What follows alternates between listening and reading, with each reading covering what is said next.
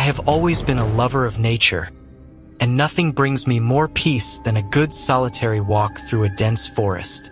In October 2019, I decided to explore an ancient forest that had always been surrounded by mysteries and legends.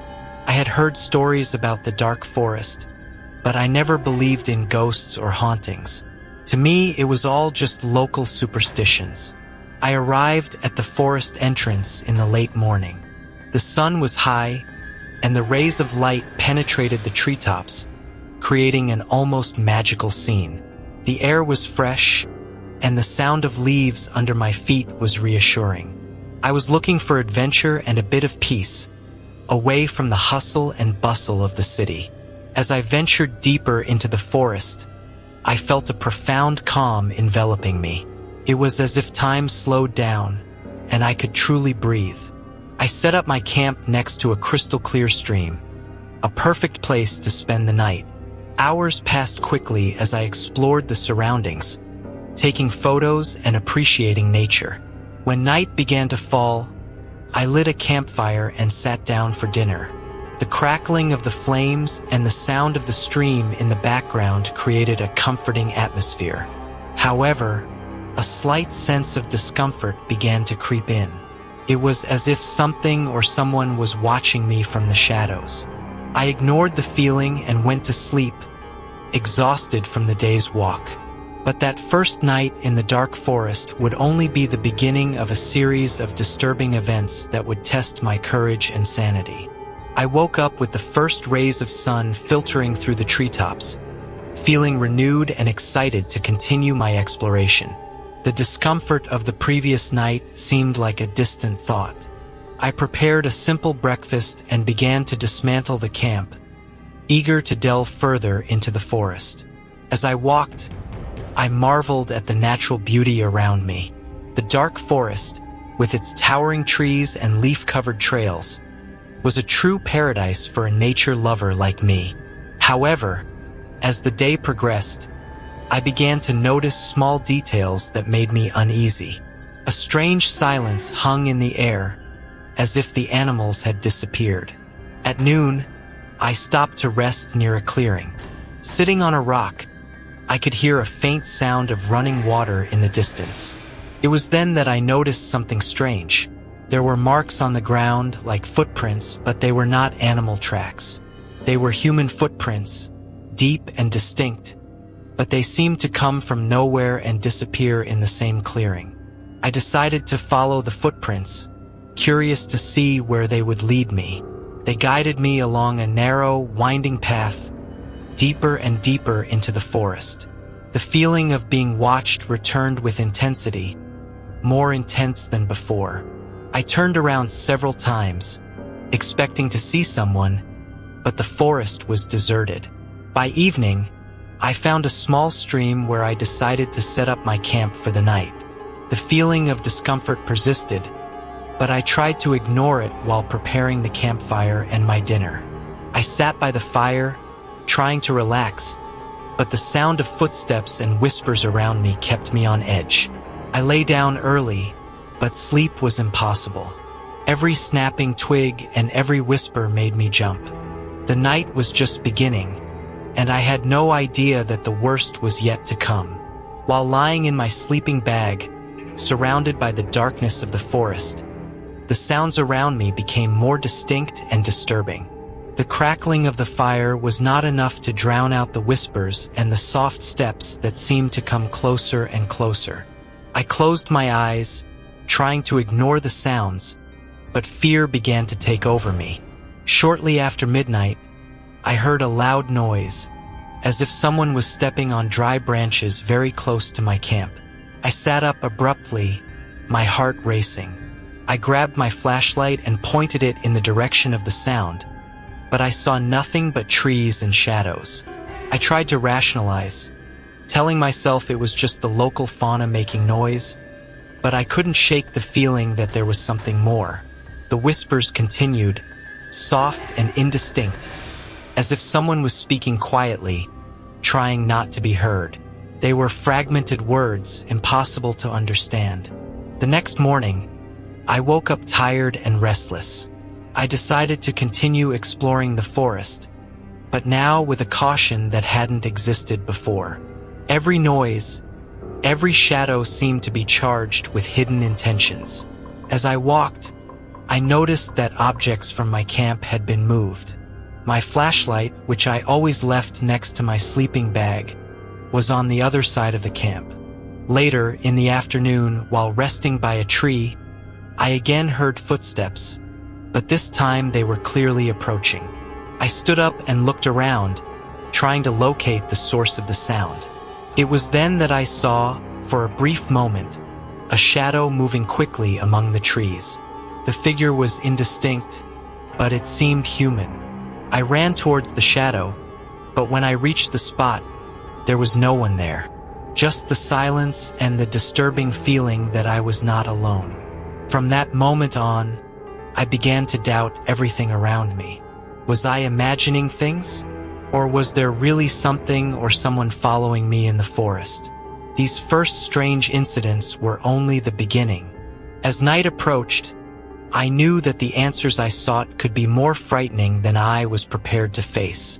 That afternoon, after the disturbing incidents, I decided that I needed answers.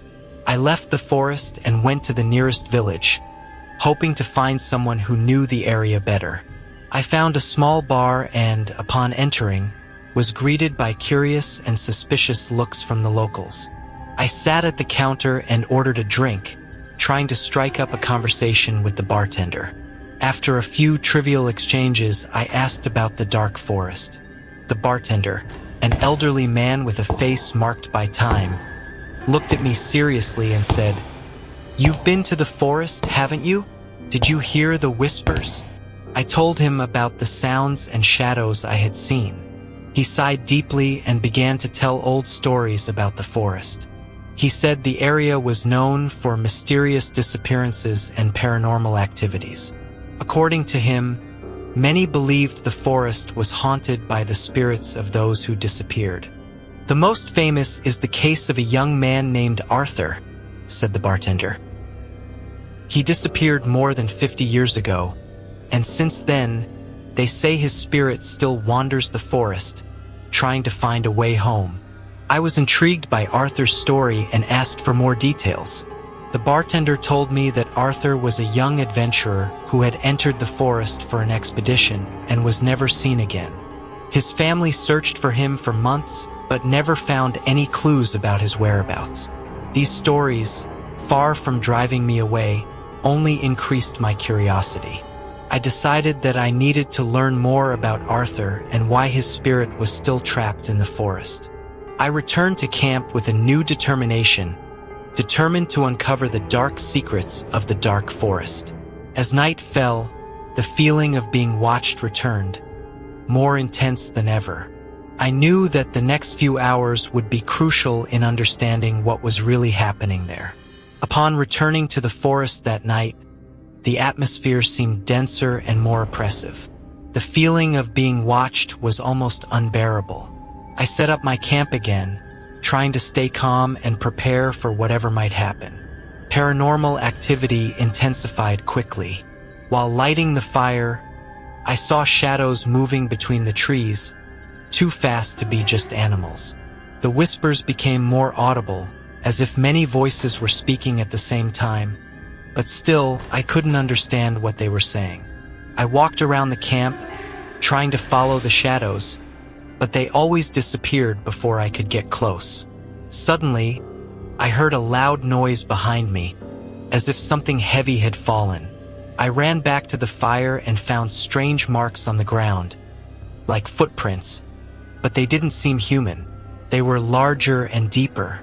I decided to investigate further and moved away from the camp, following a trail that seemed to be used frequently.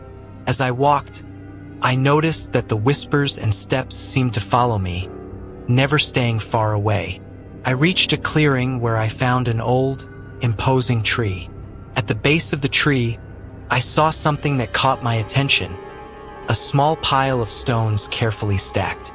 As I approached, I noticed that there was an old diary partially buried under the stones. I took the diary and returned to the fire, where I could read it safely.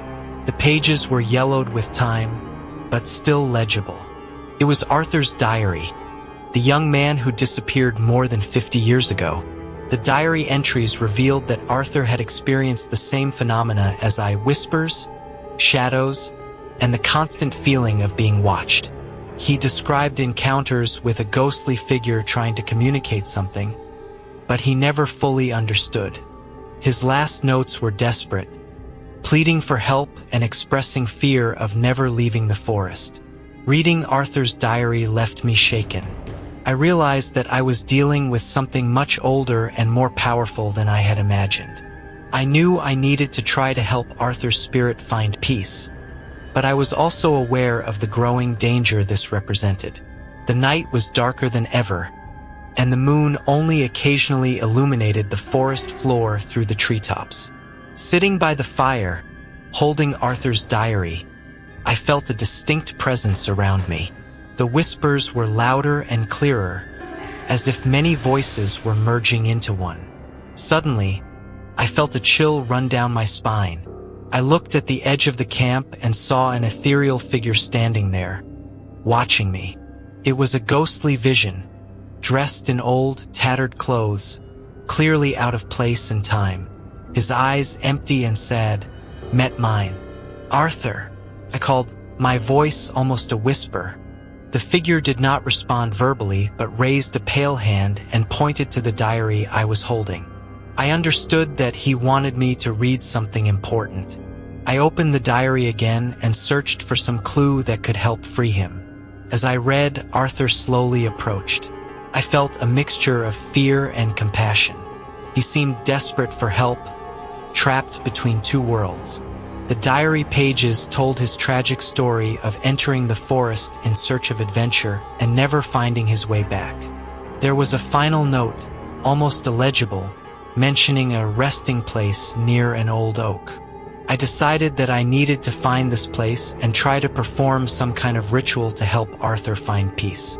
I grabbed a flashlight and, with the diary in hand, asked Arthur to guide me. He began to move slowly through the forest, and I followed, keeping a respectful distance. We walked for what seemed like hours, though it was probably only minutes.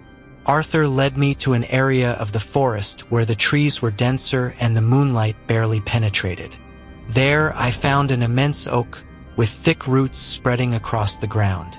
At the foot of the tree was a small clearing that seemed almost supernatural in its tranquility. Arthur stopped beside the clearing and looked at me as if waiting for me to do something. I knew I needed to act quickly, but I wasn't sure how. I decided to trust my instinct and the connection I felt with Arthur through the diary. Standing before the ancient oak, feeling Arthur's presence beside me, I knew I needed to do something to help his spirit find peace, but I had no idea how to perform a liberation ritual. I decided to start with more direct communication. I took my notebook and a pen and wrote some questions, hoping that Arthur could answer in some way. I asked what exactly he needed to be freed and if there was anything specific I should do. I left the notebook on the ground beside the oak and stepped back. The air around me seemed to vibrate with a strange energy. I watched as the pen moved by itself, writing words in the notebook. When the pen stopped, I returned and picked up the notebook. The words were fragmented, but I could understand the message: rest, place, peace, release. I decided to try a more direct approach. I took my audio recorder and asked a few questions aloud, hoping to capture some response. I asked how I could help him find rest and what exactly he needed from me. I waited a few minutes and then played back the recording. Amid the silence, I heard a clear whisper, "Release me." With these clues, I began to improvise a liberation ritual. I drew a circle around the oak with the stones I found nearby, symbolizing a sacred space. In the center, I placed Arthur's diary as a link between the present and the past. I lit a candle I had brought with me, its flickering flame illuminating the clearing gently and mysteriously. With a firm but calm voice, I began to speak, directing my words to Arthur's spirit. Arthur, I am here to help you find peace. Follow the light and find your rest. Leave behind the suffering and pain. Since childhood, I have been passionate about photography, and in October 2015, I decided to explore a dense and mysterious forest to capture unique images of nature. The Twilight Forest, as it was called, had a reputation shrouded in mystery and scary stories, but that only increased my curiosity and desire for adventure. I arrived at the forest entrance at noon. The sunlight filtered through the tree canopies, creating shadow patterns on the forest floor. The place was beautiful, almost magical. I unpacked and began preparing for the hike, eager to see what the forest had to offer. As I ventured deeper into the forest, I was amazed by the diversity of plants and the beauty of the landscapes. Every step revealed a new opportunity to capture incredible photos. I set up my camp near a tranquil stream and spent the afternoon exploring the surroundings and taking photos. When night began to fall, I lit a small campfire and sat down for dinner.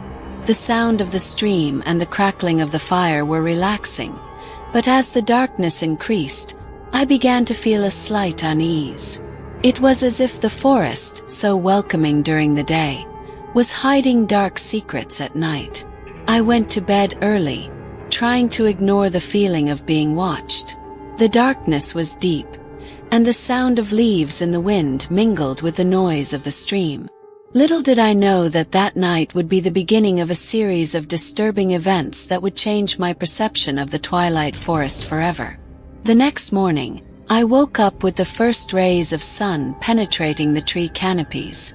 The discomfort of the previous night seemed like a distant dream, and I was eager to continue exploring the forest and capturing more images. After a quick breakfast, I packed my photographic equipment and followed a trail that seemed less used. As I ventured deeper into the forest, the feeling of tranquility returned. The tall trees formed a natural canopy, filtering the sunlight and creating a serene environment.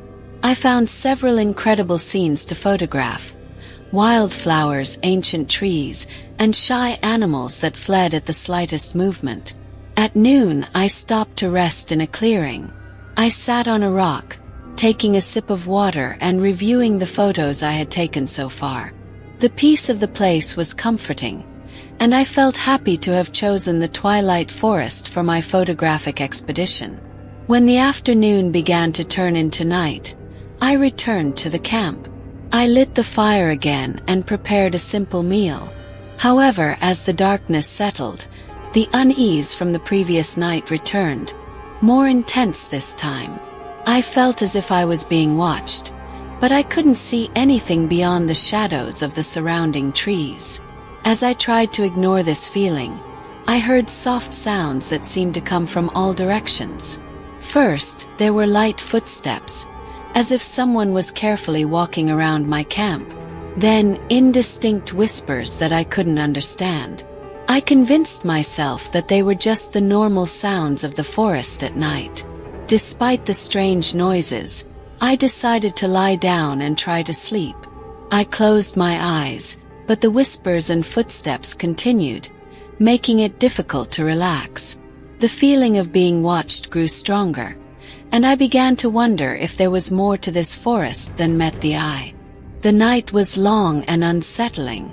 The footsteps and whispers around my camp made it impossible to fall asleep. Every time I tried to relax, a new sound emerged, bringing back the feeling of being watched. I decided that the next morning I would investigate more deeply what was happening in the forest. At dawn, I got up and went to explore the surroundings of the camp. I looked for signs of animals or anything that could explain the sounds of the previous night. I found nothing out of the ordinary, but the feeling that something was wrong persisted. I decided to move on and continue my journey, but with renewed caution. As I walked along the trail, I began to notice small details that had previously gone unnoticed. strange marks on the ground, like human footprints that mysteriously appeared and disappeared. Broken branches in unusual places, and occasionally, a cold breeze that didn't match the warm weather. At noon, while taking photos of a beautiful sunlit clearing, I heard a distinct whisper behind me. I turned quickly, but there was no one there. I felt a chill down my spine, but I continued with my work, trying to ignore the feeling of discomfort. That night, the events became even more disturbing.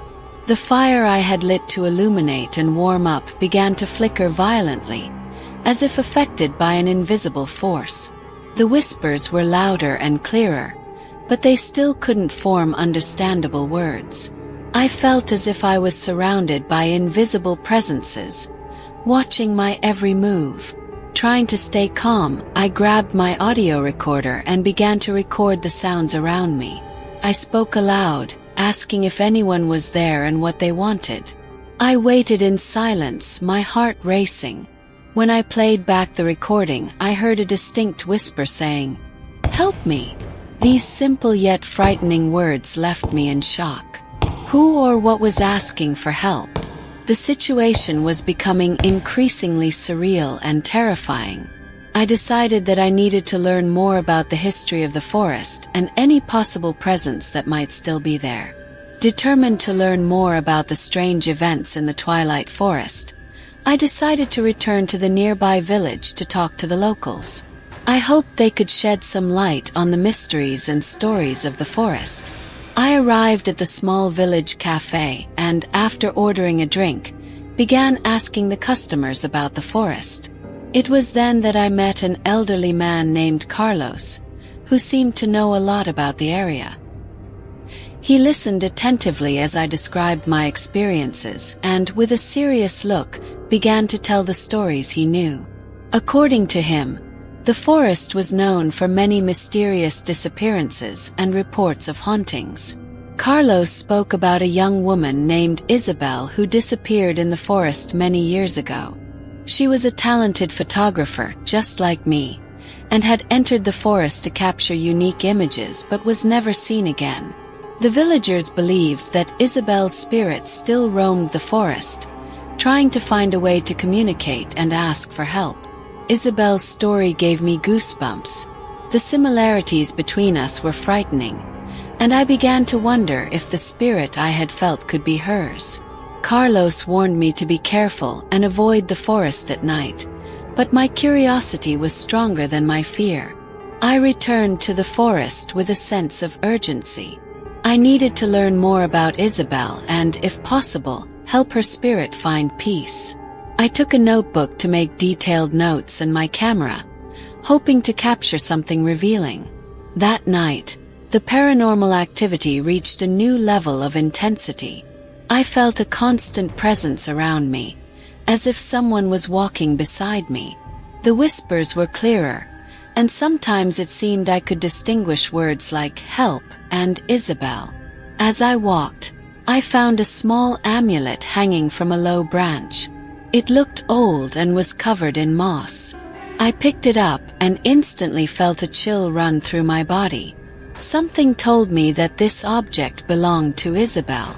I decided to set up camp again near the stream, where the sounds of water could help me stay calm. However, the events continued to intensify.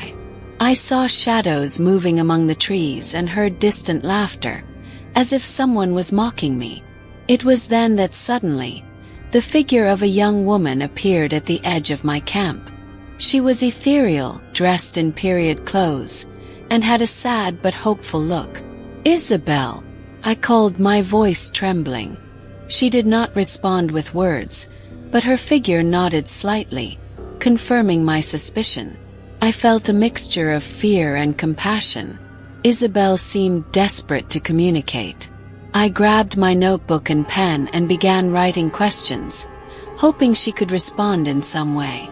To my surprise, the answers began to appear, written in a handwriting different from mine. Isabel explained that she had been trapped in the forest since her disappearance, unable to find her way to final rest. She needed someone to uncover the truth about her death and reveal her story. With Isabel's help, I began to follow the clues she provided. She guided me to an area of the forest that seemed different, denser and darker. There I found an old diary partially buried. The pages were worn by time but still legible. It was Isabel's diary, recounting the last days before her disappearance. The notes revealed that she had discovered something dark in the forest, a secret that someone was determined to keep hidden. Isabel wrote about being followed and the growing sense of danger. The last entry was desperate, mentioning that she knew too much and that someone was after her. While reading the diary, the paranormal activity around me reached a peak. The shadows closed in, the whispers became deafening, and Isabel's figure seemed increasingly agitated. I grabbed my audio recorder and, with a trembling voice, began to speak. "If you are hearing this, I was probably caught by the ghost. Isabel, I am here to help you. I will reveal your story so that you can finally rest in peace." Suddenly, an invisible force ripped the recorder from my hand, and the forest seemed to close in around me. The sound of whispers became deafening, and everything went dark. And so my story in the Twilight Forest ended abruptly. If someone finds this recording, please finish what I started and help Isabel find peace. And remember, never underestimate the power of the secrets the forest holds.